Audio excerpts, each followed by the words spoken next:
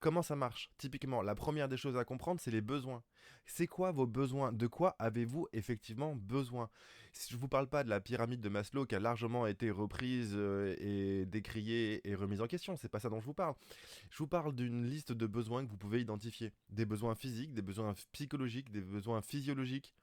Le fait de bien manger, bien dormir, bien boire, être en sécurité, avoir une, euh, une valorisation émotionnelle, une capacité d'interagir, de la solidarité. Tout ça, ça fait partie des besoins. Vous avez autant besoin d'avoir une sexualité épanouie, des relations avec vos amis sympas, que de dormir, de boire ou de manger. C'est la même chose. Et quand vous regardez dans la liste de vos besoins, il n'y a ni Netflix, ni McDo, ni rien. Vos besoins, c'est en réalité ce dont vous avez besoin pour vivre et que vous êtes capable de prendre le temps, de prendre le soin et l'attention suffisante pour y répondre.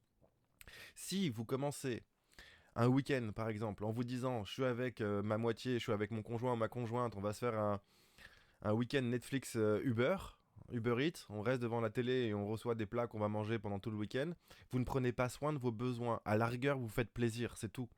Mais si vous commencez à vous dire je vais passer le week-end avec ma moitié, mon conjoint ou ma conjointe, je vais aller faire les courses pour trouver ce qu'on adore, ce qu'on aime manger, prendre le temps de préparer tout ça, de le laisser mijoter, de prendre le soin d'avoir la maison ou l'appartement ou l'environnement le plus cool possible, qu'on prenne le temps de partager ces moments-là ensemble, là oui, là vous répondez à des besoins, de prendre le temps, de prendre le soin et de faire attention. C'est vraiment un triptyque qui marche, c'est les trois éléments à prendre en compte. Et quand vous faites ça, vous arrivez à changer votre quotidien en sachant exactement ce dont vous avez effectivement besoin pour être heureux. C'est aussi simple que ça.